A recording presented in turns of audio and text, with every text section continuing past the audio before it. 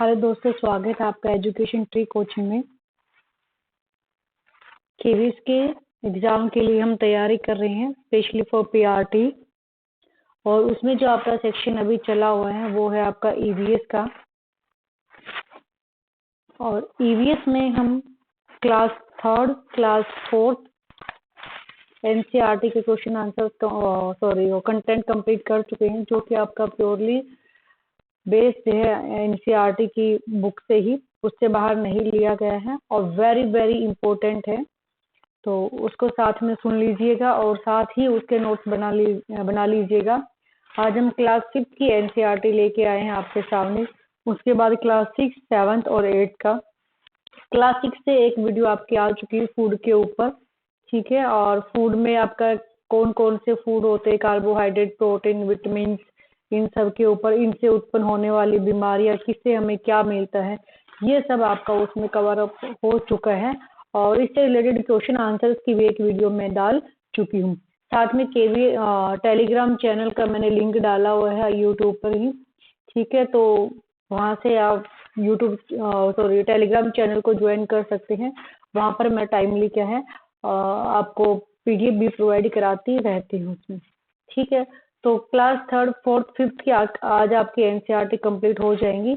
इसके साथ ही इन तीनों से मैं आपके लिए क्वेश्चन आंसर्स का सेट लेके आऊंगी, एक या दो, जितने भी क्वेश्चन उसमें से बनेंगे इंपॉर्टेंट, ओके। देन हम 6th में प्लांट्स वाला चैप्टर रहता है, वाटर वाला चैप्टर रहता है, वो करेंगे। फिर 7th और 8th 3 एक साथ, और फिर 9th, 10th, 11th, 12th की एक साथ, क्योंकि हमें बेसिक टू एडवांस तक का सिलेबस कवर अप करना है। आपके एग्जाम का जो पैटर्न दिया है केवीएस में, उसका आपका हार्डेस्ट लेवल 12th लेवल तक का दिया है, ठीक है। तो आज का सेशन स्टार्ट करते हैं, ठीक है।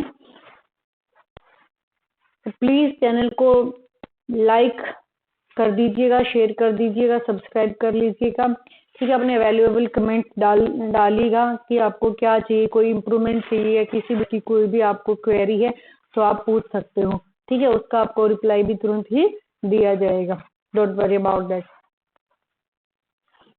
तो हमने इसमें चैप्टर वाइज काम किया है 3rd से लेकर 5th क्लास की एनसीईआरटी के लिए।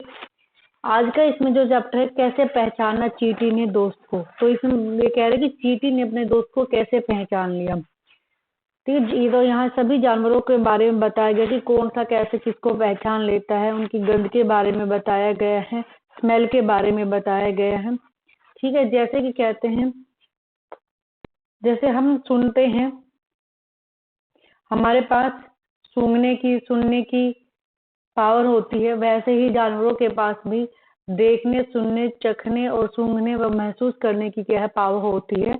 कुछ जानवर तो क्या है मीलों दूर से ही शिकार को क्या है देख लेते हैं। कोई बिल्कुल हल्की सी आवाज को भी सुन लेता है, पकड़ लेते हैं। कोई जानवर क्या है अपने साथियों को सुनकर क्या है ढूंढ लेता है। तो ये क्या बताएगी, जानवरों की विशेषताएं बताई गई, उनके फीचर्स बताए गए हैं कि कैसे कि कितनी उनमें सुनने, देखने, महसूस करने की पावर है, ठीक है। तो जैसे कि कहते हैं कि चींटी क्या है, जब जमीन पर चलती है, धरती पर चलते, सभी आपने देखा होगा एक लाइन में ही चलती है, एक रो में चलती है। एक चींटी जहां गई, बाकी सारी चींटियां क्या है उसके पीछे पीछे आती हैं। मानो कि रानी चींटी ने कहीं जाना है, कहीं भी गई है किसी भी डायरेक्शन में, बाकी चींटियां उसके पीछे पीछे जाएंगी। तो उनको कैसे पता चलता है कि हमें उसके पीछे ही जाना, उस वे ही जाना है, वो बिल्कुल भी अपने रास्ते से नहीं भटकते। तो वो क्या है, जो चींटी क्या है अपनी क्या है एक स्मेल छोड़ती, गंध छोड़ती है, ठीक है, जिससे सूंघकर पीछे उसके पीछे तो दूसरी चींटियां आती हैं, उनको क्या है रास्ता मिल जाता है। कुछ क्या है नर कीड़े जो मेल इंसेक्ट होते हैं, ठीक है, वो भी क्या है मादा, ये माता नहीं होगा, यहाँ पर आएगा मादा की गंध से क्या है उन्हें पहचान लेते हैं, ठीक है। तो मच्छर जो है काटते, रात में काटते हैं मच्छर, उनको हम कहते हैं कैसे पता चल जाता है मच्छरों को कि हम यहाँ लेटे हुए हैं, पूरे घर को छोड़ के हमारे पास ही आ जाते हैं। तो क्या जो हमारी स्मेल होती है, जो हमारी फ्रेग्रेंस होती है, क्या उससे वो क्या हमें पहचान लेते कि हाँ यहाँ पर है। तो हमारे जो पैरों के तलवे हैं, सोल हैं, उनसे, और जो शरीर की गर्मी है उससे क्या है मच्छर हमें खोज लेते हैं, ढूंढ लेते हैं और हमें काटना स्टार्ट कर देते हैं। ठीक है, यही बेसिकली रीजन होता है। सर्दी में इतना नहीं आते मच्छर। फिर क्या है, रेशम का कीड़ा भी क्या अपनी मादा को कई किलोमीटर दूर से ही क्या है पहचान लेता है। रेशम का कीड़ा अपनी मादा को पहचान लेता है। मच्छर इंसानों को कैसे पहचानते हैं, इस टाइप में क्वेश्चन बन सकता है। ठीक है, कैसे ढूंढ लेते हैं। चींटियां एक ही डायरेक्शन में क्यों चलती है, उसके पीछे क्या रीजन है। ठीक है, इस तरह कई ऑप्शन आपको देखने को मिल जाते हैं। फिर है कि जैसे कि कहते हैं ना, कुत्तों का अपना इलाका होता है। अपने इलाके में तो सब शेर होते हैं, दूसरे के इलाके में जाओ तो तुम्हें पता चले। तो वही बात है कि जितने भी ये स्ट्रीट डॉग्स होते हैं, इन्होंने क्या अपना एरिया डिवाइड किया होता है।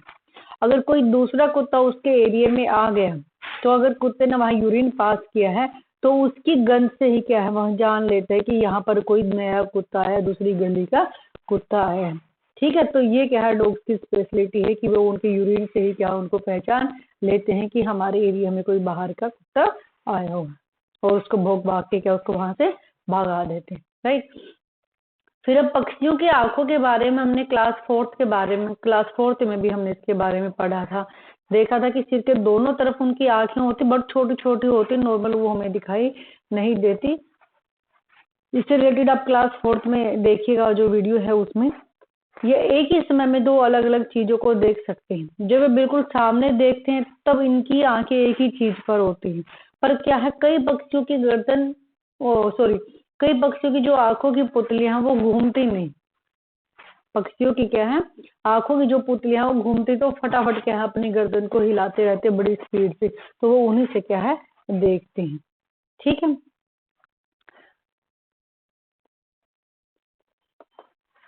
फिर है जैसे कि चील, बाज और गिद्ध की जो नजरें हैं वो क्या है बहुत तेज होती है। वो हमसे क्या है चलना दूर तक देख सकते हैं। वो अपने भोजन को ऊपर से उड़ते उड़ते ही क्या है देख लेती है। जो चीज हमें 2 मीटर की दूरी से भी दिखाई नहीं देती, वह 8 मीटर की दूरी से ये पक्षी देख सकते हैं। जैसे कि चील, बाज और गिद्ध क्या है ये इतनी दूर से देख सकते हैं। और इनको क्या है धरती का सफाई कर्मचारी भी कहा जाता है, चील, बाज और गिद्ध को, क्योंकि मरे हुए जानवरों को खाने वालों में से हैं। ठीक है। फिर है स्नेक। स्नेक के बारे में बताया गया है कि स्नेक के जो है बाहरी कान नहीं होते। स्नेक के क्या है कान बाहर की तरफ नहीं होते। वो क्या है जमीन पर जब कंपन होती है, वाइब्रेशन होती है, उसी से ही क्या वो महसूस कर सकते कि कोई उनकी तरफ आ रहा है। ठीक है। रात के समय में जो जानवर जगते हैं, जैसे कि उल्लू रात को जगने वाला, वो सिर्फ क्या सफेद और काली चीजें ही देख पाते हैं, कलर्ड चीजें वो नहीं देख पाती। और दिन में जगने वाले जानवर क्या रंगीन वस्तुएं भी देख सकते हैं। तो यहाँ से आपका क्वेश्चन हो सकता है कि रात को जगने वाले जो पक्षी हैं या जो जानवर हैं वो क्या कलर्ड, ब्लैक एंड व्हाइट और कलर्ड देख सकते हैं या नहीं देख सकते, या दोनों को देख सकते हैं, तीनों को देख सकते हैं, इस तरीके से। तो क्या दिन में जब अगर जानवर जागता है, दिन में क्या रंगीन चीजें देख सकते हैं, और रात में जागने वाले जानवर सफेद और काली चीजें ही देख पाते हैं। राइट। फिर कहते हैं कि जब लंगूर जो है, लंगूर के पास अगर कोई मुसीबत आती है, उसकी तरफ अगर कोई भालू, चीता, शेर कोई उसकी तरफ दौड़ता है, आता है उसको खाने के लिए, शिकार करने के लिए, तो क्या एक खास तरह की आवाज निकाल कर अपने बाकी साथियों को भी अपने पास बुला लेता है। देखा है ना, जैसे सारे बंदर बोलना स्टार्ट कर देते एक तरह की आवाज में, तो क्या दूसरे साथियों को अपना इनविटेशन देते कि आ जाओ हमें बचा लो। ठीक है। इसी तरह के आप पक्षी भी अपने कुछ हैं उनकी खास आवाजें हैं वो निकालते हैं अलग अलग खतरों के लिए। जब देखा होगा कभी भूकंप आने वाला हो या सुनामी आने वाला हो, तो आसपास के इलाके के जो जानवर होते हैं उनमें बेचैनी सी होने स्टार्ट हो जाती है। कोई भौंकने लगता है, कोई रेंगने लगता है, जैसे कि गाय भैंस क्या बहुत तेज आवाज करने लग जाती हैं, इधर से उधर नाचती रहती हैं, एक जगह टिकती नहीं। ठीक है। तो इस तरह जो जानवर होते हैं वो क्या है पहचान लेते हैं कि कोई ना कोई मुसीबत आने वाली है। उनके पास क्या है ये इतनी सेंस भगवान ने दी हुई है कि वो हमसे पहले खतरों को भाप लेते हैं। ठीक है। मछलियां भी इसी तरह क्या है एक दूसरे को चेतावनी देने के लिए बिजली की तरंगों की तरह कह देती हैं। कुछ जानवर भूकंप या तूफान आने से कुछ पहले अजीब तरह की हरकतें करने लगते हैं। जो लोग जंगल में रहते हैं वो जानवरों के इस व्यवहार को अच्छी तरह से समझ लेते हैं कि हाँ कोई ना कोई अनहोनी होने वाली है। तो क्या है वो लोग उन जानवरों के व्यवहार को देखकर वहां से भाग जाते हैं और अपने आप को उस अनहोनी से बचा लेते, घटना से बचा लेते अगर भूकंप आता है या फिर सुनामी आती है, अगर समुद्र के किनारे हैं तो ऐसा ही कहा जाता है कि जब दिसंबर 2004 में सुनामी आई थी अंडमान निकोबार के तट पे, तब क्या है वहां पर जानवरों के अजीब व्यवहार को देखकर वहां की जो एक तरह की आदिवासी जनजाति जो थी वो समझ गई थी कि यहाँ पर कुछ न कुछ गड़बड़ होने वाली है, कोई मिसहैप होने वाला है। तो उन्होंने वो क्षेत्र क्या है खाली कर दिया था और लोग सुनामी के कहर से क्या है बच पाए थे। तो ये क्या है भगवान ने जानवरों में कुछ खास तरह की सेंस दी हुई है। ठीक है, इसी तरह के यहाँ डॉल्फिन मछली भी क्या है एक खास तरह की आवाज निकालती है। डॉल्फिन कहाँ पाई जाती है? गंगा नदी में आपको पाई जाती है। ठीक है, जलीय जंतु है। तो वैज्ञानिक भी मानते हैं कि जानवरों की अपनी खुद की एक भाषा होती है जिसको हम नहीं पहचान पाते, हम नहीं समझ पाते। ठीक है, फिर कहते हैं कि जानवर भी क्या है एक उनके सोने का एक मौसम होता है, एक सीजन होता है। ठीक है, तो कई महीनों तक दिखाई नहीं देते। जो सोने का इनका जो मौसम होता है ना, उसको हम हाइबरनेशन पीरियड के नाम से जानते हैं। किसके नाम से? हाइबरनेशन पीरियड के नाम से जानते हैं। जैसे कि आपने देखा होगा सांप जो होते हैं वो सर्दियों में बहुत कम दिखाई देते हैं, उनका ये सोने का टाइम होता है फरवरी तक का। ठीक है, नेक्स्ट आता स्लोथ। स्लोथ के बारे में क्वेश्चन बहुत बार पूछा गया है। ठीक है, रिपीटेड क्वेश्चन यहाँ से बनते हैं आपका स्लोथ के बारे में। स्लोथ क्या दिखता तो भालू की तरह है बट वो भालू नहीं होता। यह पेड़ों पे रहता है, पेड़ों पे ही सोता है, एक पेड़ पर ही अपनी जिंदगी निकाल लेता है, उसी पेड़ के क्या पत्ते खाता और कहीं नहीं जाता। वीक में एक बार क्या है ये अपने सोच वगैरह के लिए क्या है पेड़ से नीचे उतरता है, नहीं तो वहीं पर 17 घंटे क्या है पेड़ से उल्टे लटक कर सोता रहता है। करीब 17 घंटे क्या है पेड़ों से उल्टे लटक कर सोते हैं। ठीक है, और ये एक ही पेड़ के पत्ते खाकर पलते हैं और उन्हें कहीं नहीं जाने की जरूरत होती। जब एक पेड़ के सारे पत्ते खा लेते हैं तो पास के ही दूसरे पेड़ पर जाते, ज्यादा दूर जाने की कष्ट नहीं ये करते। ठीक है, 40 वर्ष के टाइम में जो इनका जीवन है 40 वर्ष का, स्लोथ का जीवन पीरियड कितना है, लाइफ टाइम कितना है? 40 साल है। ठीक है, तो मुश्किल से 8 पेड़ों पर ही क्या है घूमते हैं, लेकिन 40 साल में सिर्फ 8 पेड़ पर ही क्या है ये जाते हैं। एक के पत्ते खत्म, दूसरे पे, दूसरे के तो तीसरे, वो भी क्या आस पास वाले, दूर नहीं जाते कहीं भी। ठीक है, सप्ताह में एक बार क्या फ्रेश होने के लिए पेड़ से नीचे उतरते हैं, वीक में एक बार। फिर बात आती है हमारे बाघ की, जो हमारा राष्ट्रीय पशु भी है। ठीक है, ये अंधेरे में हमसे क्या 6 गुना बेहतर क्या है देख सकते हैं। अंधेरे में भी क्या है 6 टाइम अच्छे तरीके से क्या हमसे देख सकते हैं। बाघ की जो मूछें हैं वो क्या है हवा में हुई कंपन को भाप लेती है और उसे शिकार की बिल्कुल सही स्थिति का पता लग जाता है कि शिकार आगे से आ रहा, पीछे से आ रहा, साइड से आ रहा, कहाँ से आ रहा है। तो उसकी मूछें ही क्या है उसको बता देती हैं। ठीक है, अंधेरे में भी क्या है ये रास्ता आसानी से ढूंढ लेते, क्योंकि जब वो अंधेरे में हमसे 6 गुना अच्छे तरीके से देख सकते हैं तो रास्ता ढूंढने में उन्हें क्या ही तकलीफ हो सकती है। ठीक है, बाघ अपने एरिया में क्या है यूरिन की स्मेल छोड़ते जाते हैं। ठीक है, उनका यह इलाका कई किलोमीटर का हो सकता है। तो एक बाघ क्या है दूसरे बाघ की मौजूदगी को बाघ की जो स्मेल होती है, यूरिन जो स्मेल है उसको क्या जड़ से पहचान लेते। जैसे कि कुत्ते क्या है दूसरे कुत्ते की यूरिन स्मेल को सूंघ कर अंदाजा लगा सकते हैं, उन्हें पता लग जाता है कि हाँ हमारे इलाके में बाहर का कोई कुत्ता आया हुआ है। उसी तरह क्या है बाघ भी क्या है अपने इलाके में दूसरे बाघ के आने को झट से पहचान लेते हैं कि हाँ हमारे इलाके में क्या कोई दूसरे इलाके का बाघ आया हुआ है। ठीक है, यूरिन से पहचान लेते हैं। फिर है बाघ के मौके के अनुसार अपनी, यानी कि वो कहते हैं ना कि लाइन ऑफ बॉर्डर होता है, अपने अपने इलाके का उनका लाइन ऑफ बॉर्डर होता है कि यहाँ से लेके यहाँ तक एक बाघ का है और यहाँ तक दूसरे बाघ का है। अगर ये बाघ इस इलाके में गया, ठीक है, तो इस वाले बाघ को पता लग जाएगा। यूरिन पास किया तो यूरिन पास नहीं किया तो उनको नहीं पता लगेगा।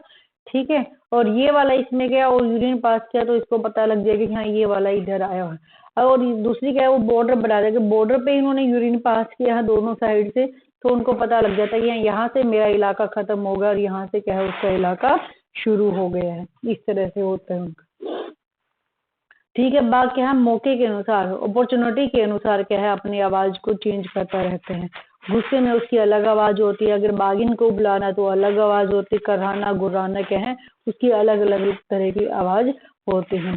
तो बाघ का जो गुर्राने की आवाज है उसको 3 किलोमीटर तक क्या है सुना जा सकता है, यानी कि जब बाघ गुर्राता है, ठीक है, तो उसकी आवाज 3 किलोमीटर तक क्या है जाती है। ठीक है, इतनी तेजी गुर्राता है। फिर है बाघ हवा से पत्तों के हिलने, जब हवा से पत्ते हिल रहे हैं और शिकार के आने से पत्ते हिल रहे हैं, अगर कोई व्यक्ति उसको मारने आ रहा है या फिर कोई शिकार आ रहा है जिसको उसने खाना है, ठीक है, उसका कुत्ता है, भेड़ है, बकरी है, जिसको भी खाना है, उसके लिए जो शिकार है, उन दोनों को आने की आवाज पहचान लेता है कि ये पत्ते हवा से हिल रहे हैं, किसी के आने से हिल रहे हैं। तो इन दोनों में क्या है वो डिफरेंस क्रिएट कर सकता है। ठीक है, बाघ के दोनों कान बाहर की तरफ होते हैं जो अलग अलग दिशाओं में भी घूम जाते हैं, कि अलग अलग दिशाओं की आवाजें भी क्या है वो इकट्ठी कर सकता है। चौकन्ना रहता है कि चारों तरफ की आवाजों को वो पहचान लेता है कि कौन सी आवाज कहाँ से आ रही है। ठीक है, तो बाघ से आपका क्वेश्चन बनेगा, डेफिनेटली बनेगा, इससे क्वेश्चन छूट ही नहीं सकता। दूसरा है आपका स्लोथ के, यहाँ से क्वेश्चन आपका बनेगा। ठीक है, बोथ आर इम्पोर्टेंट। आजकल क्या है जो बाघ हैं बहुत कम रह गए हैं। ठीक है, इनका शिकार बढ़ रहा है बहुत। ठीक है, जैसे कि इनका शिकार किस लिए किया जाता है, हाथी का शिकार इसलिए किया जाता है उसके दांतों के लिए, उसकी अच्छी भारी कीमत उनको मिलती है। ठीक है, गेंडे की सींग के लिए कीमत मिलती है। मगरमच्छ और ये बाघ और सांप की जो उनकी खाल को बेचने के लिए इनको मार दिया जाता है। हिरण को कहते हैं कि हिरण की नाभि में क्या है एक वो होती है कस्तूरी होती है। ठीक है, और उस कस्तूरी के लिए उसकी खुशबू को बेचने के लिए क्या है हिरण को मार दिया जाता है। तो जो कस्तूरी होती है वो कहाँ होती है, हिरण की नाभि में होती है। ठीक है, इसकी खुशबू के लिए हिरण को मार दिया जाता है। फिर नेक्स्ट चैप्टर है कहानी सपेरों की।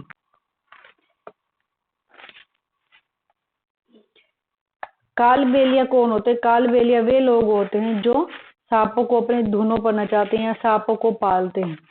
कालबेलिया कौन होते हैं जो सांपों को अपनी बीन की धुन पर नचाते हैं।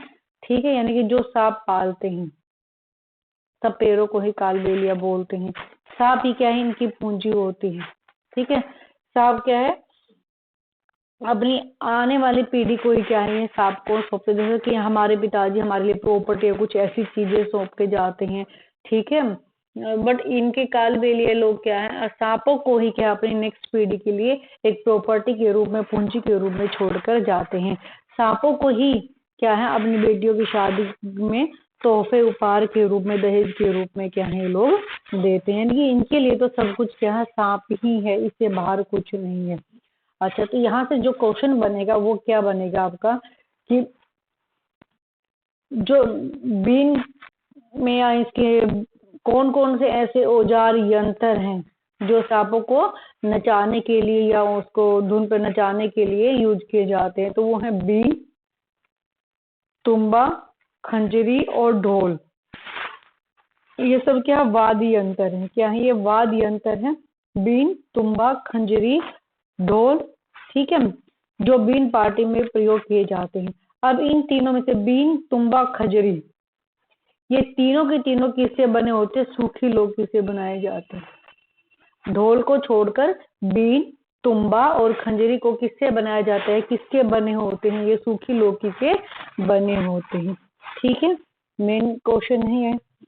नेक्स्ट है यहाँ से एक अदर इम्पोर्टेंट क्वेश्चन, सांपों में जो हमारे देश में जिस इतने तरीके के सांप पाए जाते हैं, विभिन्न प्रकार के सांप पाए जाते हैं, बट उन सब में से केवल 4 तरह के ही जो है वो कौन जहरीले होते हैं। केवल 4 तरह के सांप ही जहरीले होते हैं। कौन कौन से, नाग, क्रैच, दुबैया और अफाई। याद कर लेना चारों के प्रकार अच्छे से रट के, नाग, क्रैच, दुबैया और अफाई, ये क्या है जहरीले होते हैं। अच्छा, जहरीले होते हैं। जब सांप काटता है तो कौन से दांतों से काटता है या कौन से 2 दांतों से क्या है व्यक्ति के शरीर में जहर जाता है तो उसके जो 2 खोखले दांत होते हैं जहर वाले कितने दांत होते हैं? 2 दांत होते हैं जहर वाले खोखले दांत, उसी से क्या है व्यक्ति को काटता है और जहर भी उसी से उनके व्यक्ति के शरीर में जाता है। ठीक है, इस जहर से बचने का एक ही उपाय है, ठीक है, वो है दवाई सीरम। कौन सी दवाई बनाई गई है? सांप के जहर से बचने के लिए सीरम। और जो सीरम ये दवाई है ये के सांप के जहर से ही बनाई गई, स्नेक के जहर से, पॉइजन से ही क्या है ये सीरम नामक दवाई बनाई गई है। ठीक है, तो आपका एक क्वेश्चन यहाँ से बनेगा, एक क्वेश्चन आपका ये बनेगा, स्लोथ से बनेगा और बाघ से बनेगा। ठीक है, नेक्स्ट है कि जैसे कच्चा दूध, ये कच्चा दूध को हमारे पेट में पचने, ओ सॉरी ये पकने नहीं होगा, यहाँ पर होगा पचने।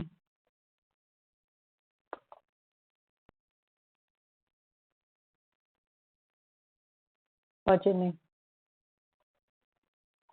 ठीक है, पचने में 2 घंटे 15 मिनट का समय लगता है। कच्चा दूध, बिना उबला हुआ जो दूध जो सीधा भैंसों से निकाला और पी लिया, उस दूध को पचने में कितना टाइम लगता है? 2 घंटे 15 मिनट। और जो दूध उबला हुआ होता है, बॉइल्ड मिल्क होता है, उसको 2 घंटे लगते हैं, यानी कि 15 मिनट कम। ठीक है, फिर है जो एग होते हैं, बॉइल्ड एग को पचने में 3.5 घंटे का समय लगता है। ये आपका फूड वाला पोर्शन वाला जो चैप्टर है ना, जो फूड वाला पोर्शन दिया हुआ है सिलेबस में, फूड वाला, उसमें आपके क्या है क्वेश्चन बनते हैं। ठीक है, फूड में जब नोट्स बनाओ तो फूड करके बनाना और उसमें क्या है ये लिख लेना। जो कम उबले हुए हैं, ठीक है, लेस बॉइल्ड एग्स जो हैं उनको पचने में लगता है टाइम 3 घंटे का। और जो कच्चे अंडे होते हैं, फेंटे हुए जो अंडे होते हैं, उनको 2 घंटे का समय लगता है। और बिल्कुल ही कच्चा, जिसको फेंटा भी नहीं हुआ, उस अंडे को 1 घंटा 30 मिनट का पचने में टाइम लगता है। ठीक है, तो मोस्ट इम्पोर्टेंट। फिर नेक्स्ट चैप्टर बीज। ठीक है, अब है यहाँ पर एक शिकारी पौधा, इस चैप्टर में कुछ पौधों के बारे में बताया गया। सबसे पहला शिकारी पौधा, इस पौधे को हम फीचर प्लांट भी कहते हैं। ये जो पौधा है इसको हम फीचर प्लांट कहते हैं, यानी कि नेप्थीनस कहते हैं। ठीक है, क्वेश्चन यहाँ से पूछा जाता है कि शिकारी पौधे का क्या नाम है, शिकारी पौधा किस तरीके से शिकार करता है और किन किन को खा सकता है। ठीक है, तो किन किन को ये पौधा खाता है? चूहों को, मेंढकों को, कीड़े मकोड़े और छोटे जीवों का क्या है ये शिकार करता है। और ये सबसे ज्यादा कहाँ कहाँ पाया जाता है? फीचर प्लांट ऑस्ट्रेलिया, इंडोनेशिया और भारत में के मेघालय राज्य में क्या है ये पाया जाता है। क्या पाया जाता है? फीचर प्लांट क्या काम करता है? शिकार करता है। किन का शिकार करता है? चूहों, मेंढकों, कीड़े मकोड़े और छोटे जीवों का शिकार करता है। ठीक है, फीचर प्लांट। इसका आकार जो है, इसका जो फीचर प्लांट है, इसका आकार होता है कि लंबे घड़े के जैसा, पोट की तरह क्या है, मटके की तरह इसका आकार होता है, जिसके ऊपर पत्ती का ढक्कन लगा होता है। जैसे ही वो ढक्कन खुला, शिकार उसके अंदर गए। ठीक है, घड़े से क्या खास तरह की खुशबू निकलती है, मतलब उस प्लांट से क्या है खास तरह की खुशबू निकलती, फ्रेग्रेंस निकलती है, जिसकी वजह से कीड़े उसकी तरफ खींचे चले आते हैं। पौधों के ऊपर पहुंचते ही कीड़े अंदर फंस जाते हैं, यानी कि जैसे ही पौधे के ऊपर कोई भी कीड़ा मकोड़ा, कुछ जानवर कोई भी गया, जीव जो भी गया, ठीक है, वो क्या है ढक्कन उसका खुल जाता है, पत्ती का ढक्कन क्या है खुल जाता है और जीव उसके अंदर चला जाता है। उसके बाद वो बाहर नहीं आ पाता, ढक्कन वापस से बंद हो जाता है। इस तरह क्या है शिकारी पौधा काम करता है। ठीक है, मोस्ट इम्पोर्टेंट। फिर क्या है, ये आपका फूड में जाएगा, ये वाला भी एरिया फूड वाले चैप्टर में ही। ठीक है, भारत में टमाटर, आलू, हरी मिर्च, भारत में टमाटर, आलू और हरी मिर्च कहाँ से आई थी? दक्षिण अमेरिका से आई थी। ठीक है, पुर्तगाली लाई थी। गोभी और मटर कहाँ से आई थी? यूरोप से आई थी। भिंडी और कॉफी भारत में कहाँ से आई थी? अफ्रीका से आई थी। सोयाबीन चाइना से आई थी। तो ये चीज यह क्या है याद कर लेना कि टमाटर, आलू और हरी मिर्च भारत में कैसे आई? तो ये दक्षिण अमेरिका से आई। गोभी और मटर भारत में कहाँ से आई? तो ये आई आपकी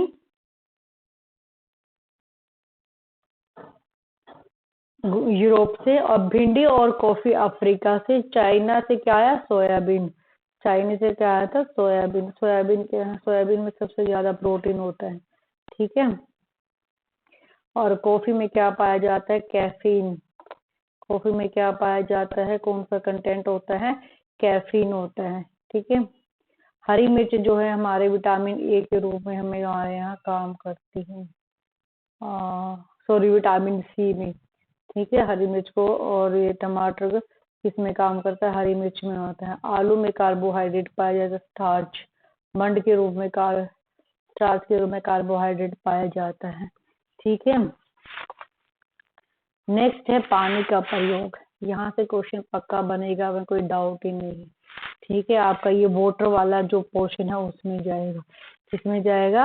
वाटर वाले पोर्शन में जाएगा, जो आपका सिलेबस में दिया है। वाटर उसमें सब स्पेसिफाई किया है ना, वाटर, फूड, प्लांट्स, उन सब में। फ्यूचर प्लांट वाला जो था आपका वो जाएगा उसमें, प्लांट्स वाले में जाएगा, ठीक है। पानी का प्रयोग वाटर वाले कंटेंट में जाएगा। तो यहाँ पर बात की गई है डेड सी के बारे में, ठीक है। वैसे तो सभी सागर जितने होते, समुद्र जो होते, सबका पानी सॉल्टेड होता है, नमकीन होता है, खारा होता है एक्चुअली, ठीक है। लेकिन जो डेड सी है वो दुनिया में सबसे नमकीन सागर है, याद रखिएगा, ठीक है। सबसे नमकीन सागर कौन सा है? डेड सी है। और सबसे बड़ी झील कौन सी? वैसे तो सागर कैस्पियन सी, बट वो झील के रूप में उसको याद किया जाता है, कैस्पियन झील, ठीक है, वो सबसे बड़ी है। तो कहते हैं कि मृत सागर जो डेड सी का जो पानी नमकीन होता है, सॉल्टेड होता है, उसके 1 लीटर पानी में लगभग 300 ग्राम नमक होता है। ये क्वेश्चन पहले भी आया हुआ है और आगे भी आने के पूरे पूरे चांस, ठीक है। लगभग 1 लीटर पानी में 300 ग्राम नमक क्या है? निकल जाता है। मृत सागर के पानी में हम तैर सकते हैं, ये भी एक नया क्वेश्चन है। वैसे हम पानी में नहीं तैर सकते समुद्र में, इसमें क्या हम इजीली तैर सकते हैं, ठीक है। फिर है यहाँ से दांडी यात्रा के बारे में बात की गई, जो महात्मा गांधी जी ने चलाया था। 12 मार्च से 6 अप्रैल तक चला था, ठीक है, 1930 में। ये भारत की आज़ादी से पहले, मतलब आज़ादी के टाइम पर ही क्या ये चलाया गया था। उस टाइम पर अंग्रेजों ने जो नमक बनाने की क्रिया थी, प्रोसेस था, उसके ऊपर क्या है, उसको बंद कर दिया था। और साथ ही क्या है, नमक के ऊपर टैक्स लगा दिया गया था, जिससे आम लोगों को नमक के लिए बहुत दिक्कतें उठानी पड़ गई थी। उनके लिए नमक महंगा हो गया था, ठीक है। तो महात्मा गांधी जी ने यहाँ पर कहा था कि जो चीज हमें नेचुरल मिली है, प्रकृति ने हमें दी है, कुदरत ने जो चीज हमें दी है, उसे बनाने पर बंदिश कैसी, उसके ऊपर कानून कैसा, किस लिए उस पर कानून लगाया जाए, ठीक है। तो इसीलिए क्या है, गांधी जी ने अपने 78 लोगों के साथ, कितने लोगों के साथ? 78 लोगों के साथ साबरमती आश्रम से, यानी कि अहमदाबाद के साबरमती आश्रम से दांडी के समुद्र तट तक 390 किलोमीटर लंबी यात्रा की, और इस कानून को क्या था? तोड़ा था, ठीक है। तो दांडी यात्रा ये 1930 की है, 12 मार्च से 6 अप्रैल तक। 78 लोग इसमें शामिल थे, इसमें महिलाएं भी शामिल थी, और 390 किलोमीटर की ये यात्रा थी, ठीक है। इसके ऊपर टैक्स लगा दिया गया था, और बनाने पर भी रोक लगा दी गई थी। इसी विरोध में क्या है, ये यात्रा की गई थी महात्मा गांधी जी के नेतृत्व में। यहाँ से आपका जीके में भी क्वेश्चन बनेगा, जीके में भी क्वेश्चन आपका बनेगा, ठीक है। फिर नमक बनाने का प्रोसेस इसमें बताया गया है कि समुद्र के पानी को क्या है, क्यारियों की तरह बनाए गए गड्ढों में भर दिया जाता है, यानी कि क्यारियां बनाई जाती है, फिर उन गड्ढों में पानी भर दिया जाता है। और जब तेज धूप होती है तो धूप के कारण पानी क्या हो जाता है? वाष्पीकृत हो जाता है या एवापोरेट हो जाता है, ठीक है। जब पानी सारा उड़ जाता है, एवापोरेट हो जाता है, तो नीचे क्या बता, नमक के ढेर ही रह जाते हैं। तो इस तरह के नमक को प्रोसेस किया जाता है, राइट। नेक्स्ट चैप्टर है आपकी मच्छरों की दावत, ठीक है। मच्छरों के बारे में जैसे हमने पढ़ा कि मच्छर हमें हमारे पैरों के तलवे और शरीर की गर्मी से ही क्या है, पहचान लेते हैं कि बंदा कहाँ लेटा, और वहां वहीं जाकर क्या है, मैंने उसका खून चूसना है, ठीक है। फिर है एक माइक्रोस्कोप जो होता है, वो क्या एक छोटी सी चीज को 1000 गुना बड़ा करके दिखाई थे, इसलिए हमें खून के अंदर की छोटी छोटी बारीकियां भी क्या है, साफ दिखाई पड़ती। नॉर्मल बात सबको पता होगा आई थिंक। फिर है मलेरिया। मलेरिया किससे फैलता है? मच्छरों से फैलता है। ठीक है, और कौन से मच्छर से फैलता है? मेल या फीमेल? फीमेल मादा। ठीक है, फीमेल एनाफ्लीज मच्छर के काटने से क्या है, ये मलेरिया फैलता है। मलेरिया का मतलब क्या है? गंदी हवा। यह हवा उन क्षेत्रों में पाई जाती है जहां पर ज्यादा बारिश होती है, जो जगह दलदली होती है। यानी कि बेसिकली हम कह सकते हैं जो मलेरिया का मच्छर है वो कहाँ पर पाया जाता है? जहाँ पानी इकट्ठा हो और जो दलदली जगह हो। तो पानी में क्या है, मलेरिया का मच्छर पनपता है। ठीक है, वहीं पर पैदा होता है। और वो कौन सा मच्छर होता है? मादा होती है। ठीक है, फीमेल मच्छर होती है एनाफ्लीज, उसके काटने से। तो अब है मच्छर होता कैसा है? मच्छर कैसा होता है? वो भूरे रंग का होता है। जो फीमेल मच्छर होती है वो कैसी होती है? भूरे रंग की होती है। और उसके जो पंख होते हैं वो कैसे होते हैं? धब्बेदार होती है। ये उसकी पहचान बताएगी। जैसे कि डेंगू के मच्छर की पहचान बताई जाती है कि वो दिन में काटता है, रात को नहीं काटता, ज्यादा ऊंचाई तक वो नहीं जाता। ठीक है, इसी तरह क्या मलेरिया मच्छर की पहचान बताएगी कि वो भूरे रंग का होता है और जो उसके पंख होते हैं वो कैसे होते हैं? धब्बेदार होते हैं। अच्छा, मलेरिया की दवाई है वो किससे बनाई जाती है? सिनकोना। सिनकोना पेड़ है, उसकी छाल से क्या है, इसकी दवाई बनाई जाती है। पहले तो लोग क्या करते थे, इसको जो छाल है, छाल को उबालकर छान कर क्या है पी लेते थे। लेकिन अब क्या है, छाल से ही दवाई बनाई जाने लगी। सिनकोना नामक पेड़ की छाल से क्या है, मलेरिया की दवाई बनाई जाती है। That's the most important, right. Next topic है इसी में हमारा एनीमिया। एनीमिया रोग क्या होता है? सबको पता है, हीमोग्लोबिन की कमी से होता है। ठीक है, हीमोग्लोबिन की कमी कब होती है शरीर में? जब आयरन की कमी होती है।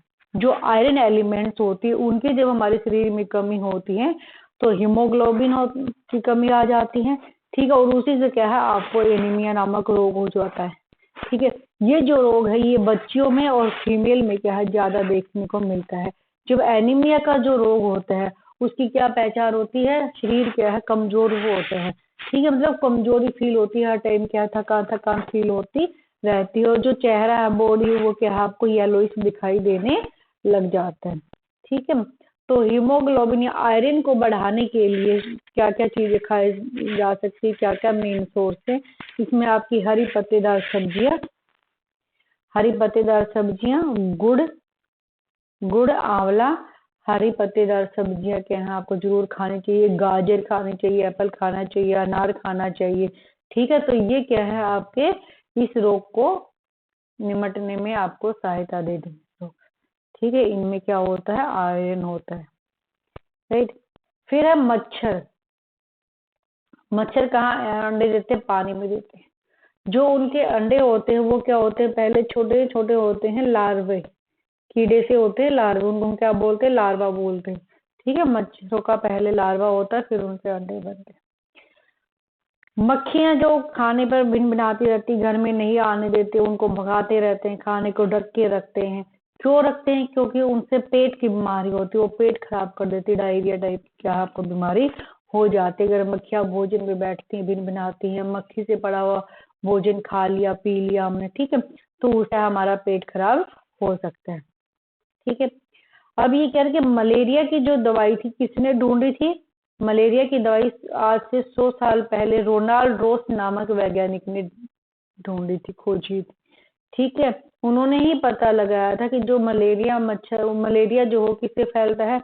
मच्छर से फैलता है। किन्होंने ये बात खोजी थी? रोनाल्ड रोस ने, आज से कब से, 100 साल पहले।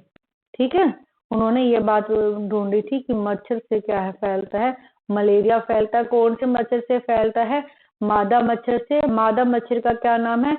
एनाफिलीज। ठीक है, ये कहाँ पर पाया जाता है? जहाँ ज्यादा बारिश और जो जगह दलदली होती है उस इलाके में पाया जाता है। और इसकी दवाई किससे बनाई जाती है? सिनकोना नामक पेड़ की छाल से इसकी दवाई बनाई जाती है। दिखने में कैसा होता है मलेरिया मच्छर? दिखने में होता है भूरे रंग का, और पंख उसके कैसे होते हैं? धब्बेदार होते हैं। ठीक है, कोई डाउट नहीं रह गया होगा यहाँ तक मुझे लगता है। और रोनाल्डो को इस काम के लिए दिसंबर 1902 में चिकित्सा के क्षेत्र में नोबेल पुरस्कार भी दिया गया था, राइट। नेक्स्ट चलते हैं। सुनीता अंतरिक्ष में, जो कल्पना और सुनीता विलियम्स थी, वो क्या है, दो ऐसी इंडियन महिलाएं थी जो अंतरिक्ष में गई थी, जिससे उन्होंने भारत का नाम रोशन किया। ठीक है, कौन सी है भारतीय अमेरिकी अंतरिक्ष यात्री हैं, दोनों भारतीय भी हैं और अमेरिकी अंतरिक्ष यात्री भी। ठीक है, सुनीता विलियम्स पृथ्वी से 360 किलोमीटर दूर कहाँ गई थी, स्पेसशिप में गई थी। कब? 2007 में। कल्पना जी इनसे पहले गई थी, 2001 में क्या है उनकी डेथ हो गई थी, जब वो स्पेस से वापस आ रही थी उस टाइम पर। ठीक है, रास्ते में ही क्या है उनका क्रैश हो गया था स्पेस। तो यहाँ पर बताया कि पृथ्वी में और जो अंतरिक्ष में है, जब सुनीता जी वहां गई थी, उन्होंने अपने एक्सपीरियंस से बताया है कि पृथ्वी पर तो क्या गुरुत्वाकर्षण, कोई भी चीज हम ऊपर फेंकते तो डेफिनेटली नीचे आएगी, ये तो आपका गुरुत्वाकर्षण का नियम है। ठीक है, गुरुत्वाकर्षण का नियम है, जो भी चीज ऊपर जाएगी वो क्या डेफिनेटली नीचे आएगी। बट अंतरिक्ष में क्या है, वहां पर सारी चीजें तैरती रहती। ठीक है, वहां पर खाना है, पीना है, जो भी है तैरता रहता है वहां पर। ठीक है, खुद भी बंदा क्या है तैरता रहता है। अगर आपको खाना पीना है, एक जगह रुकना है, तो अपने आप को रस्सी से बांधना होगा। ऐसी बातें किसने बताई? ये सब सुनीता विलियम्स ने बताई हैं। जब वो स्पेसशिप में थी तो उन्होंने अपना एक्सपीरियंस शेयर किया। पानी भी जो है बुलबुलों के रूप में क्या है उड़ता रहता है वहां पर। ठीक है, तो अगर आपको फेस वॉश करना है तो आपको उन बुलबुलों से ही कपड़े को गीला करके अपने मुंह को वॉश करना है। खाना वो भी तैरता रहता है, यानी कि वहां पर पैर जमीन पर नहीं टिकते। ठीक है, तो सुनीता जी ने बताया कि पृथ्वी को जब हम ऊपर से देखते हैं तो बहुत ही सुंदर दिखती है। ठीक है, वो कहती है कि वहां से सिर्फ इतना ही दिखता है कि समुद्र कहाँ पर है और जमीन कहाँ पर है। वहां से ये नहीं दिखाई देता कि कौन सा देश है ये। ठीक है, अमेरिका कहाँ है, अफ्रीका कहाँ है, इंडिया कहाँ है, ऑस्ट्रेलिया कहाँ, ये सब क्या है, ये सब चीजें तो क्या है बाद में मानव ने ही बनाई, इन्होंने ही क्या है लाइनें खींची है। बट ऊपर से तो हमें समुद्र और जमीन ही दिखती है। ठीक है, विलियम्स को पृथ्वी के खिंचाव का वहां पर क्या है आभास ही नहीं हुआ, फील ही नहीं हुआ। क्यों? क्योंकि अंतरिक्ष यान जो था वो क्या कर रहा था, पृथ्वी का परिक्रमण कर रहा था, इसलिए उनको पृथ्वी के खिंचाव का फील ही नहीं हुआ। बट मेनली यहाँ पर वही है कि पहली महिला होने के सबसे लंबे टाइम तक अंतरिक्ष में रहने का रिकॉर्ड किसने बनाया था? सुनीता विलियम्स ने बनाया था। कब बनाया था? 2007 में बनाया था। कितने किलोमीटर ऊपर गई थी? 360 किलोमीटर स्पेसशिप में गई थी। और सुनीता और कल्पना चावला दोनों क्या हैं? भारतीय अमेरिकी अंतरिक्ष यात्री हैं। ठीक है, 1969 में नील आर्मस्ट्रॉन्ग चांद पर उतरने वाले पहले व्यक्ति थे। ये आपका जीके में क्वेश्चन आ सकता है। ठीक है, ये तो आता भी है बहुत बार। नील आर्मस्ट्रॉन्ग कब चांद पर गए थे? ठीक है, और वो कौन से व्यक्ति? पहले व्यक्ति हैं, 1969 में गए थे। तारे क्या होते हैं? टिमटिमाते होते हैं। ठीक है, इनका अपना प्रकाश नहीं होता, ये सूर्य के प्रकाश से चमकते हैं। ठीक है, उपग्रह एक ऐसी चमकती चीज है जो तेज गति से आसमान में चलती हुई दिखाई देती है। हर ग्रह के क्या है अपने अपने उपग्रह हैं।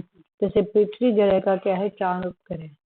ठीक है, उल्का पिंड जिसको हम टूटता हुआ तारा कहते हैं, वो वह भी क्या है जो पृथ्वी के वायुमंडल में प्रवेश करता है तो क्या घर्षण से ही वहीं पर जल जाता है, उसको हम टूटता तारा कहते हैं। ठीक है, फिर है यहाँ पर जो हमारे प्राकृतिक संसाधन है उनके बारे में बताया गया है, पेट्रोल और डीजल के बारे में। पेट्रोल और जो डीजल है वो प्राकृतिक संसाधन है, इनको मानव नहीं बना सकता, इनको बनने में क्या है लाखों साल लग जाते हैं। ठीक है, इनको क्या है हर जगह नहीं पाया जाता, इनकी स्पेसिफिक जगह होती है जहाँ से इनको ढूंढा जा सकता है। ठीक है, इनके कुछ खास तरीके होते हैं, मशीनें होती है जिससे क्या है पेट्रोल का और डीजल का पता लगाया जाता है। फिर मशीनों से ही क्या है उस तेल को जमीन से बाहर निकाला जाता है, उसकी सफाई की जाती है, उसमें बहुत गंदगी होती है। ठीक है, सफाई के लिए कहाँ भेजा जाता है? रिफाइनरी में भेजा जाता है।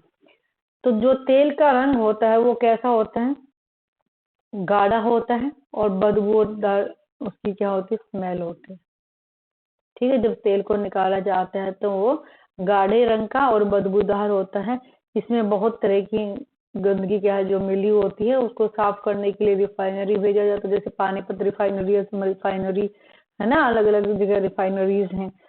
इसी तरीके से फिर इस तेल से जो हम तेल निकालते हैं पेट्रोल, उससे हमें क्या क्या मिलता है? केरोसिन मिलता है, डीजल मिलता है, पेट्रोल मिलता है, इंजन ऑयल मिलता है और हवाई जहाज के लिए ईंधन मिलता है, जिसको हम जमीन से निकालते हैं। जिस ऑयल को हम जमीन से निकालते हैं मशीनों से, उसी से हमें kerosene, petrol, diesel, engine oil और हवाई जहाज के लिए क्या है? ईंधन मिलता है। एलपीजी खाने पकाने की जो गैस है, ठीक है, वो भी हमें इसी से मिलते हैं। मोम, कोल तार, ग्रीस भी हमें इसी गैस से, इसी पेट्रोल से मिलते हैं। ठीक है, प्लास्टिक और पेंट को बनाने का काम भी क्या है? इसी तेल से किया जाता है। तो यहाँ पर से आपका क्या है? क्वेश्चन पूछा जा सकता है। ये क्या है? आपका इम्पोर्टेंट पार्ट। ठीक है, फिर अब बसेरा ऊंचाई पर, यहाँ लेह लद्दाख कश्मीर के बारे में बताया गया है इस चैप्टर में। ठीक है, कि वहां की जो छतें होती है वो कैसी होती हैं? वो छतें होती है समतल तल। ठीक है, उस छतों को बनाने के लिए लकड़ी के मोटे तने का क्या है? इस्तेमाल किया जाता है। गर्मियों में ही ये लोग क्या है? फल सब्जियों को सुखा लेते हैं और उसको प्रिजर्व कर लेते हैं, रख लेते हैं, जब उन्हें ठंड के दिनों में चीजें नहीं मिलती, क्योंकि ठंड के समय क्या है? वो सब कुछ वहां पर जम जाता है, -डिग्री टेम्परेचर हो जाता है।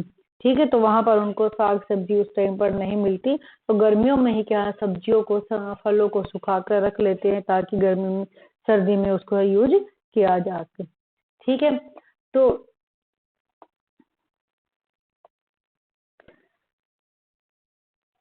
लद्दाख में एक जगह चांगथांग, ये कहाँ? 5000 की मीटर ऊंचाई पर ये जगह है।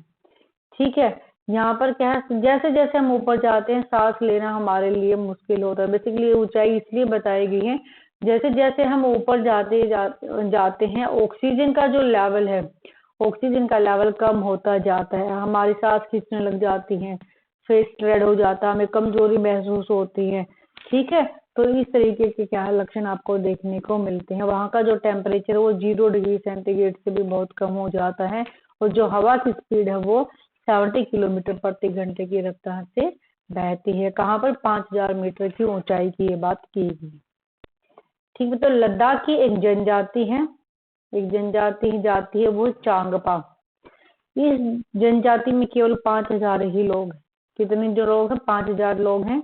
ठीक है, ये क्या पालते हैं? भेड़ और बकरियों को पालते हैं, और अपने इन्हीं भेड़ बकरियों के झुंड के साथ रहते हैं। ठीक है, इन्हीं से अपने खाने पीने का और जरूरत की चीजें क्या है? ये बनाते हैं, मिल जाते हैं इनको, जैसे दूध, मांस, टेंट बनाना है। ठीक है, तो चमड़ा उससे मिल जाता है। ये टेंट, अपने टेंट को रेबो के नाम से जानते हैं। इनके जो टेंट बनते हैं वो तिकोने प्रकार के होते हैं। इनके जो टेंटों का आकार होता है वो तिकोना होता है। ठीक है, स्वेटर और कोट के लिए ऊन भी इन्होंने अपने भेड़ और बकरियों से मिल जाते हैं। ठीक, भेड़ और बकरियां ही क्या है? इनकी सबसे बड़ी कैपिटल है। तो ये जो बकरियां होती हैं वो खास तरह की होती हैं, जिससे हमें पश्मीना ऊन मिलती है। ठीक है, दुनिया की जो सबसे मशहूर ऊन है वो इन्हीं बकरियों से मिलती है। ठीक है, जो चांगपा के लोग भेड़ों को कहाँ लेके जाते हैं? ठंडी और ऊंची जगह पर चराते हैं।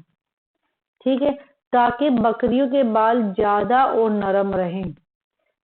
ठंडी जगह पर क्या है? बाल झड़ेंगे नहीं। ठीक है, ज्यादा आएंगे और क्या रहेंगे? सॉफ्ट रहेंगे। तो इतनी, मतलब जब ऊंचाई पर जाते हैं, ठीक है, तो वहां ठंड भी क्या आप लगा ही सकते हो अंदाजा। जितनी ज्यादा ठंड होगी उतनी अच्छी क्या है? उनकी ऊन होगी। ठीक है, क्योंकि यही वह जगह है जहाँ इनकी बकरियां रह सकती हैं। चांगपा के लोग अपना सारा सामान घोड़ों और याक पर लाद कर क्या है? घूमते रहते, अपना डेरा उठाया और क्या है? 1-2 घंटे में निकल लेते हैं वहां से। ठीक है, तो चांगपा के जनजाति के जो लोग हैं ये कहाँ पाए जाते हैं? लद्दाख में पाए जाते हैं। ठीक है, और ये कौन सी भेड़ बकरियां पालते हैं? जिनसे पश्मीना ऊन मिलती है। और ये बकरियां कहाँ रहती है? ठंड के इलाकों में रहती हैं। इनके जो बाल होते हैं, जो फर होते हैं, वो क्या होते हैं? ज्यादा होते हैं और नरम भी होते हैं। ये किस वजह से होते हैं? ठंड की वजह से होते हैं। ठंड में ही क्या है? इनके ये नेचर पाया जाता है।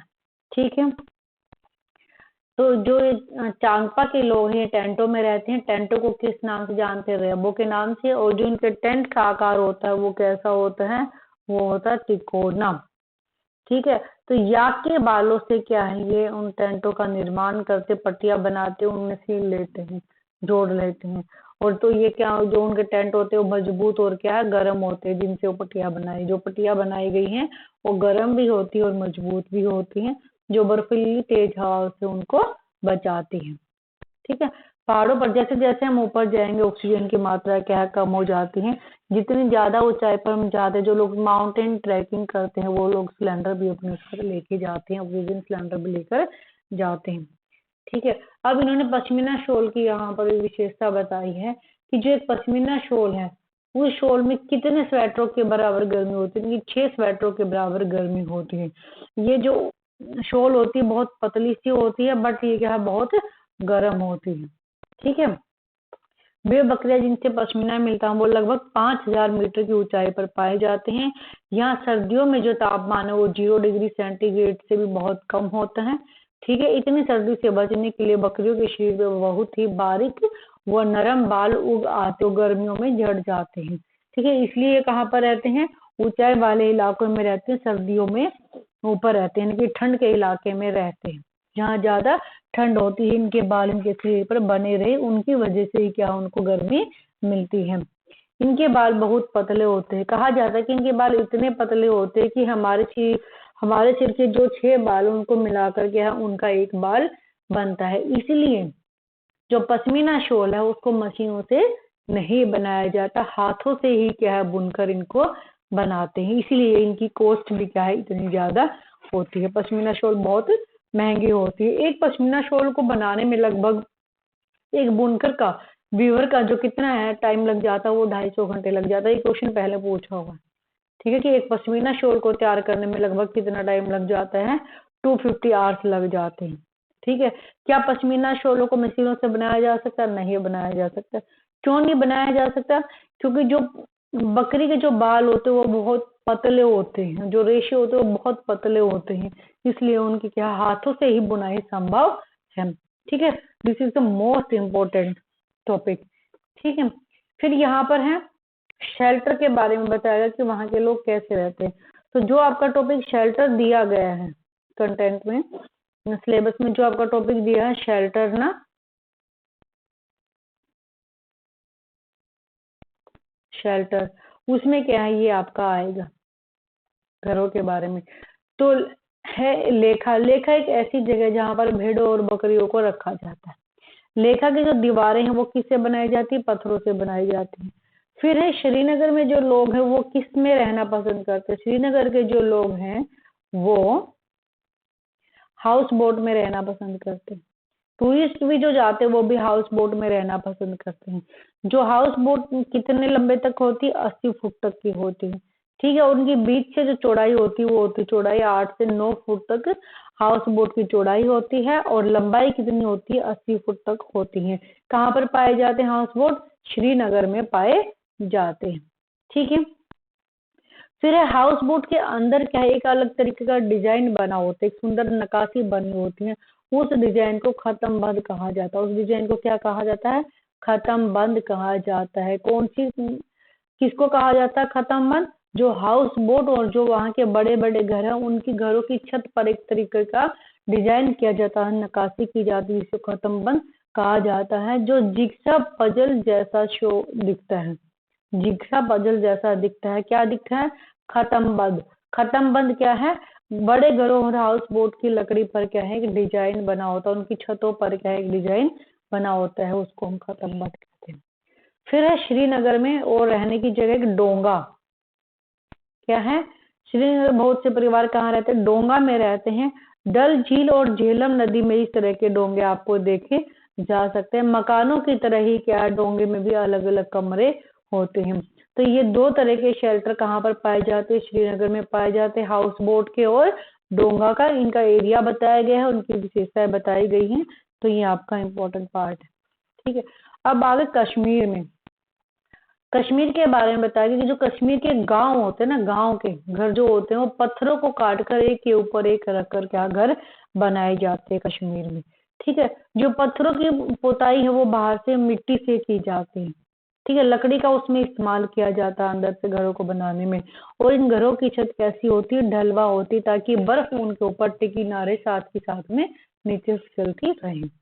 ठीक है। और जहाँ पर पुराने घर होते हैं वो घर पत्थर, ईंट और लकड़ी से बने हुए होते हैं। कहाँ पर? कश्मीर में। ठीक है। घर के दरवाजे खिड़कियों पर क्या डिजाइनदार चाप मेहराब बनी होती है। जो चाप होती है उसको मेहराब बोलते हैं। ठीक है। जो दरवाजे और खिड़कियों पर बनी होती है उसको क्या बोलते हैं? मेहराब। इस टाइप की जो चाप बनी होती है दरवाजे खिड़कियों पर उसको मेहराब बोलते हैं। ठीक है। जो घर पत्थर और मिट्टी से बने होते हैं सर्दियों में इन घरों में कोई नहीं रहता, क्योंकि आपको पता है जो घर पत्थर और मिट्टी से बने हैं वो क्या है? सीमेंटेड घर की तुलना में ज्यादा ठंडे होते हैं। तो सर्दियों में क्या है? वहां पर कोई नहीं रहता, क्योंकि सर्दी वहां पर ऑलरेडी बहुत ज्यादा मात्रा में होती है। तो गर्मियों में जो बकरवाल के लोग हैं यहाँ, गर्मियों में बकरवाल जनजाति के जो लोग हैं वो यहाँ पर रहने के लिए आते हैं। जो बकरियों को चराने के लिए पहाड़ों की ऊंचाइयों पर ले जाते हैं। गर्मियों में कहाँ लेके जाते हैं? पहाड़ों की ऊंचाइयों पर बकरियों को चराने लेके जाते हैं। कौन लेके जाते हैं? बकरवाल जनजाति के लोग। ठीक है। तब वो मिट्टी और पत्थर से बने घरों में रहते हैं। ठीक है। ये आपका शेल्टर वाले पोर्शन में कवर अप हो जाएगा। ऐसे ही थर्ड फोर्थ की क्लास में है। ठीक है। वीडियो देख लेना, मैंने लिंक दिया है और इसी वीडियो में भी मैं आपका लिंक डाल दूंगी। ठीक है। प्ले लिस्ट बनी हुई है ईवीएस की। फिर है किसके जंगल? जंगल किसके हैं भाई? जंगलों के ऊपर। अब है झारखंड। झारखंड में भाषा बोली जाती है कुड़ुक।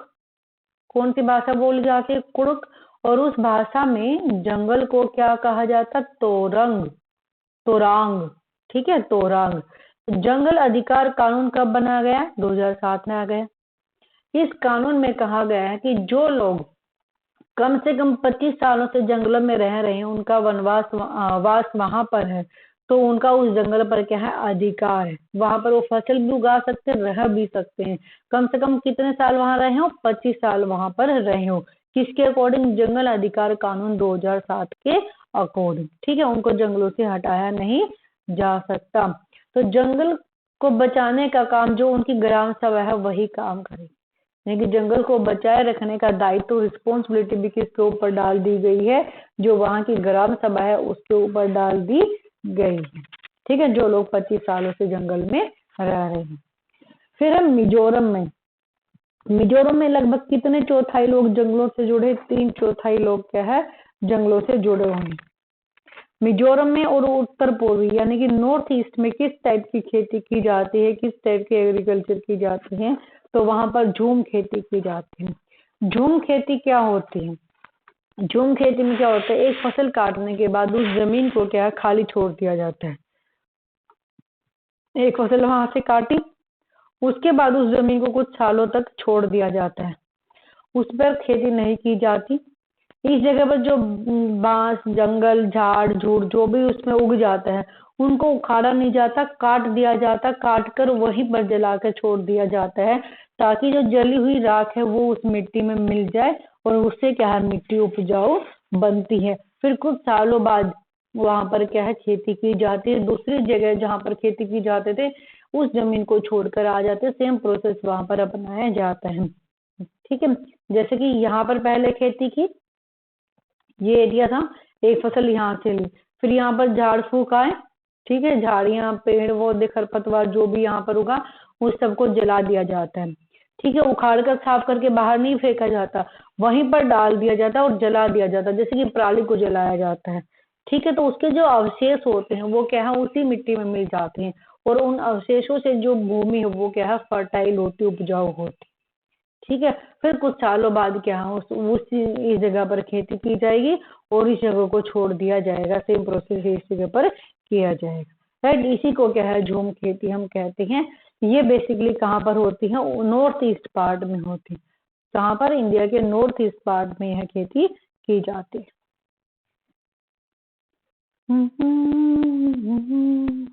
तो इस पर क्या बीज फिर क्या छिड़के जाते हैं? यहाँ पर क्या जमीन को खोदा जाता है, हल्के से क्या किया जाता है?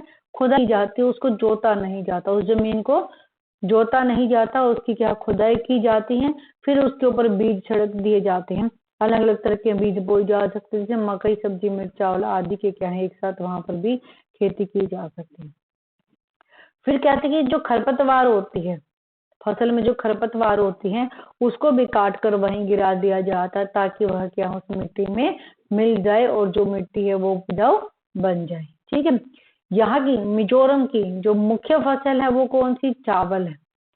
इसको काटने के बाद क्या है, एक फसल तो काट दी, तैयार है, काट दी, सब कुछ कर दिया, बट वहां की जो जमीन है वो समतल नहीं है, ऊबड़ खाबड़, ऊंची नीची पहाड़ों जैसी है। ठीक है। तो वहां पर क्या है, जो फसल को पीठ पर लाद कर लाया जाता है, ना कि ट्रैक्टर गाड़ियों में लाया जाता है। तो इससे क्या, कई हफ्ते लग जाते हैं। जब ये चावल की फसल का सारा काम निमट जाता है, कंप्लीट हो जाता है, ठीक है, तो वहां पर लोग क्या है, एक त्योहार मनाते हैं, खुशियां मनाते हैं, एक साथ मिलकर खाते हैं, पकाते हैं, नाचते हैं। और उनको वहां का नाच एक प्रकार का नाच है, उसको चेराओ नाच कहते हैं। तो चेराओ नाच कहाँ का है? यहाँ से क्वेश्चन बनाएगा कि केरल का नाच कौन सा है, या चेराओ नाच कहाँ का है। ठीक है। तो चेराओ डांस जो है वो कहाँ का? मेघालय का है।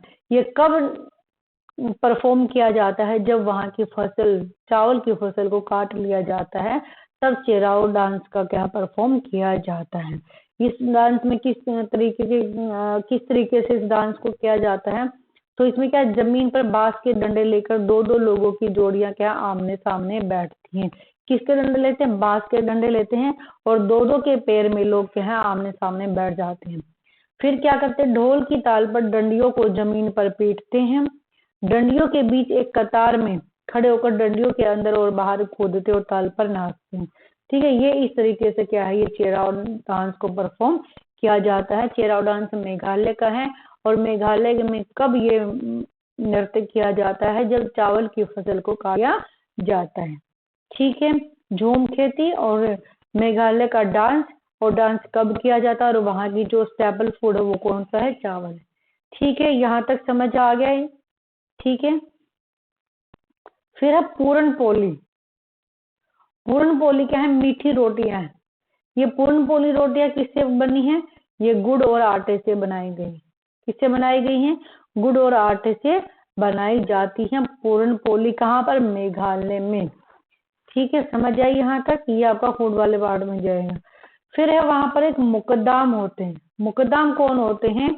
जो पैसे उधार देते हैं, जिनको सूदखोर कहते थे, या फिर जैसे कि पुराने टाइम में क्या बोलते थे उनको, बनिए या नहीं, महाजन। ठीक है। महाजन की तरह ही क्या हम मुकद्दम काम करते हैं। ठीक है। नेक्स्ट है किसकी झलक किसकी छाप। ये आपका लास्ट चैप्टर है क्लास 5th का। ठीक है। तो यहाँ पर आपकी क्लास 5th की एनसीईआरटी कंप्लीट हो जाती, 3rd 4th 5th की। यहाँ पर मटर के दाने के ऊपर जो ग्रेगर मेंडल ने प्रयोग किए थे उसके बारे में बताया गया है। थोड़ा सा ग्रेगर मेंडल के बारे में इंट्रोडक्शन दिया कि 1822 में ऑस्ट्रेलिया में क्या है उनका जन्म हुआ था, गरीब किसान परिवार में हुआ था। उनको पढ़ाई करने का बहुत शौक था, बट पैसों की कमी थी, वही चीज है ना। वो एक मठ में रहने लगे। मठ में रहने के बाद भी उन्होंने प्रयोग करने नहीं छोड़े। एक तो थ्योरी में फेल होते रहते थे, उनको थ्योरी में मजा ही नहीं आता था, उनको एक्सपेरिमेंट करने का शौक था। ठीक है। तो एक्सपेरिमेंट उनको करने को मिलते नहीं थे। क्यों नहीं मिलते थे? क्योंकि नेक्स्ट क्लास में, जब तक थ्योरी एग्जाम में पास हो, नेक्स्ट क्लास में आप जा नहीं सकते, तो उसी क्लास में क्या वो फेल होते रहते थे। इसलिए क्या उनको स्कूल से हटा लिया गया था। ठीक है। फिर वो एक मठ में रहने लगे, 4 साल तक एक मठ में रहे। वहां पर बगीचे में उसने 28,000 पौधों पर क्या किया? प्रयोग किया। कितने हजार पौधों पर? 28,000 पौधों पर क्या उन्होंने प्रयोग किए, और बहुत सारे यानी कि ढेरों आंकड़े इकट्ठे किए। तो इन प्रयोगों से ही उनको क्या है, एक बात पता चली क्या, कि मटर के पौधों में ऐसे गुण होते हैं जो पेड़ में आते हैं। किस में आते हैं? पेड़ में आते हैं। किसके आते हैं? मटर के पौधे। ठीक है। इनके जो बीज हैं, अगर चिकना है या खुरदरा है, दो तरह के, या तो चिकने होंगे या फिर खुरदरे होंगे, दोनों का मिक्सअप नहीं होगा। या तो पीला दाना होगा या हरा होगा, या तना लंबा होगा या फिर नाटा होगा। ठीक है। इस तरह के क्या उन्होंने प्रयोग किए और उनका निष्कर्ष निकाला। उन्होंने कहा इनका मिला जुला नहीं होगा। ठीक है। या तो चिकना होगा या खुरदरा, सीधी बात है, पीला होगा या हरा होगा, या तना लंबा होगा या फिर नाटा होगा, बोना होगा, इनका मिला जुला नहीं होता। ऐसे पौधे जिनके बीज खुरदरे या चिकने होते, उनकी अगली पीढ़ी के पौधों में भी जो बीज है या तो खुरदरे होंगे या फिर चिकने ही होंगे। ठीक है। जैसे कि होता है ना हमारे ह्यूमन बींग्स में भी, अगर माँ बाप दोनों लंबे लंबे हैं तो बच्चा भी लंबा ही होगा। गोरे हैं तो गोरा ही होगा, ठीक है, दोनों का। तो ऐसे ही क्या कहा गया है, जो मटर के दाने हैं या तो खुरदरे हैं, नेक्स्ट पीढ़ी के भी खुरदरे ही आएंगे, अगर चिकने हैं तो नेक्स्ट पीढ़ी के भी क्या है, चिकने ही आएंगे, ठीक है। ये क्या है, मेंडल का प्रयोग था, मेंडल के निष्कर्ष। ऐसा नहीं होता कि एक भी थोड़ा चिकना होगा और थोड़ा खुरदरा हो जाए, ऐसा बिल्कुल नहीं होगा, ठीक है। उन्होंने रंग के साथ भी ऐसे ही पाए, या तो पीले रंग का होगा या फिर क्या है, हरे रंग का ही होगा, ठीक है। ऐसा नहीं होगा आधा पीला आधा हरा होगा, ठीक है।